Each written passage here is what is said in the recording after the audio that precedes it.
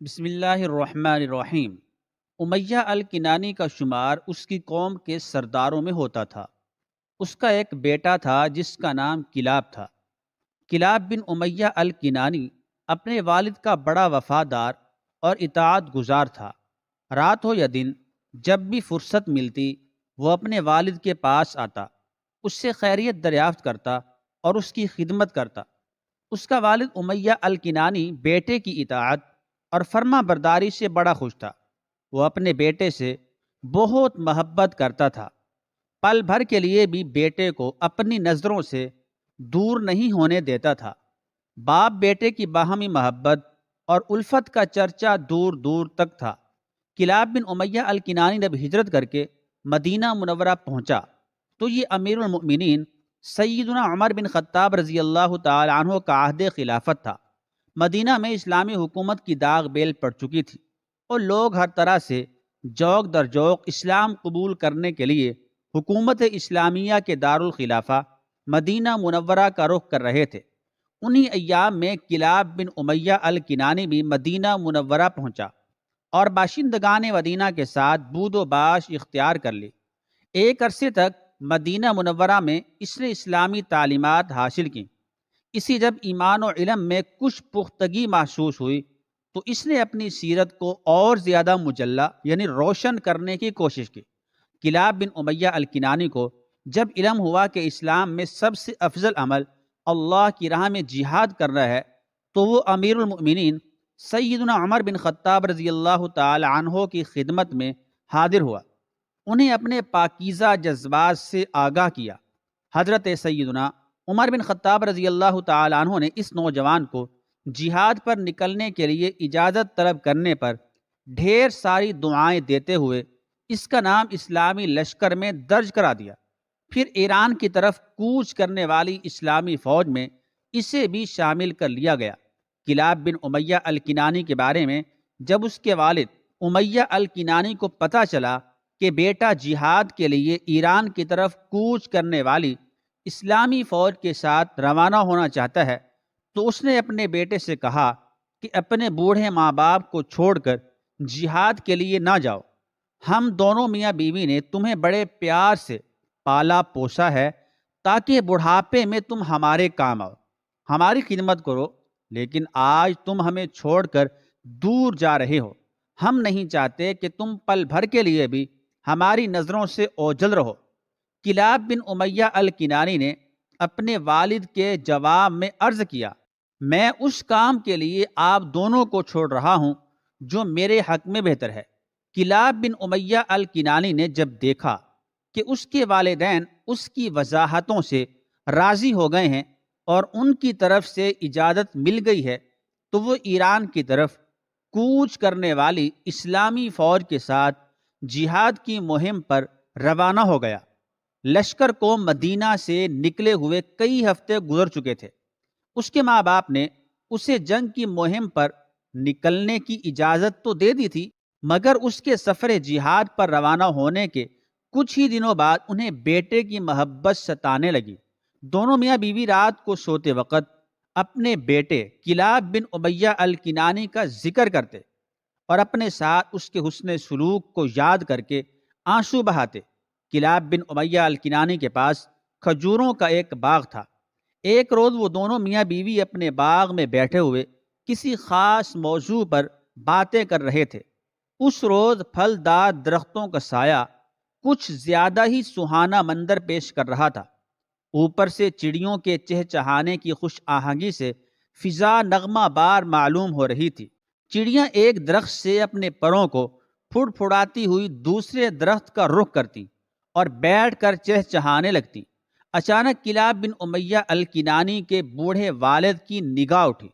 اس نے دیکھا کہ ایک کبوتر اپنے چھوٹے سے بچے کے ساتھ کھیل رہا تھا، کبھی بچے کے پاس جاتا اور کبھی اس کے پاس سے اڑ کر دوسرے درخت پر جا بیٹھتا۔ امیہ الکنانی کو کبوتر اور اس کا بچہ دیکھ کر اپنا بیٹا کلاب یاد آ گیا اور وہ آہیں بھرنے لگا۔ کلاب کی ماں بھی پاس ہی بیٹھی ہوئی تھی۔ اس نے جب شوہر کی آنکھوں میں آنسو دیکھے تو بیٹے کی محبت میں اس کی آنکھوں سے بھی آنسوؤں کی لڑی جاری ہو گئی۔ اب کیا تھا، میاں بیوی باغ کے خوشگوار ماحول میں بھی رنجیدہ ہو گئے اور سسکیاں بھرنے لگے۔ مؤرخین نے لکھا ہے کہ امیہ الکنانی اپنے بیٹے کلاب بن امیہ الکنانی کی یاد میں بہت رویا۔ وہ پہلے ہی کمزور اور بوڑھا تھا، لیکن بیٹے کی جدائی کے غم سے اس کے بڑھاپے کی جھریوں میں مزید اضافہ ہو گیا اور اس کی بینائی بھی کمزور ہو گئی۔ کلاب بن امیہ الکنانی کو جہاد کی مہم پر روانہ ہوئے ایک عرصہ گزر چکا تھا۔ بیٹے کی جدائی سے باپ کو سخت تکلیف تھی۔ اس نے ایک حد تک تو برداشت کیا، مگر ایک دن وہ امیر المومنین سیدنا عمر بن خطاب رضی اللہ تعالی عنہ کی خدمت میں حاضر ہوا۔ آپ رضی اللہ تعالی عنہ مسجد نبوی میں تشریف فرما تھے۔ امیہ الکنانی اب امیر المؤمنین سے مخاطب تھا۔ اس نے کہا، اللہ کی قسم، اے خطاب کے بیٹے، اگر تم نے میرے بیٹے کو واپس نہیں بلایا تو میں میدان عرفات میں تمہارے لیے بد دعا کروں گا۔ امیر المؤمنین سیدنا عمر بن خطاب رضی اللہ تعالیٰ عنہ بڑے صاحب فراست اور فرد شناس انسان تھے۔ وہ اپنی رعایا کے جذبات کو فوراً بھانپ لیا کرتے تھے۔ انہوں نے فوراً بیٹے کے لیے امیہ الکنانی کی محبت کو بھانپ لیا اور اس کے پیمانہ صبر کو چھلکتا دیکھ کر فوج کی طرف ایک نمائندہ یہ حکم دے کر روانہ کر دیا کہ امیہ الکنانی کے فرزند کلاب کو جنگ کی مہم سے فارغ کر کے فوراً مدینہ منورہ بھیج دیا جائے۔ چند دنوں میں کلاب بن امیہ الکنانی امیر المؤمنین سیدنا عمر بن خطاب رضی اللہ تعالی عنہ کی خدمت میں حاضر ہو گیا۔ امیر المؤمنین نے کلاب بن امیہ الکنانی سے دریافت فرمایا، والد کے ساتھ تمہارے حسن سلوک کا کیا قصہ ہے؟ کلاب بن امیہ الکنانی نے حضرت سیدنا عمر بن خطاب رضی اللہ تعالی عنہ کے جواب میں عرض کیا، اے امیر المؤمنین رضی اللہ تعالی عنہ، بات یہ ہے کہ میں ہر بات میں اپنے والد محترم کو اپنے پر ترجیح دیا کرتا تھا، ان کے حکموں کی فوراً تکمیل کرتا۔ جب میں اپنے والد کے لیے دودھ دوہنے کا ارادہ کرتا تو اس اونٹنی کا رخ کرتا جو سب سے زیادہ دودھ دینے والی ہوتی۔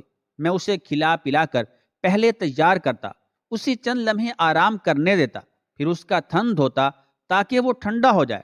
اس کے بعد دودھ دوتا اور وہی دودھ اپنے والد کو پلایا کرتا۔ سیدنا عمر بن خطاب رضی اللہ تعالیٰ عنہ نے کلاب کے والد امیہ الکنانی کو بلا بھیجا۔ وہ حاضر ہوا۔ وہ بہت بوڑھا ہو چکا تھا، بینائی ماند پڑ گئی تھی، بڑھاپے کے بوجھ سے اس کی کمر بھی جھک گئی تھی۔ حضرت سیدنا عمر بن خطاب رضی اللہ تعالیٰ عنہ نے پوچھا، اے ابو کلاب، تم کیسے ہو؟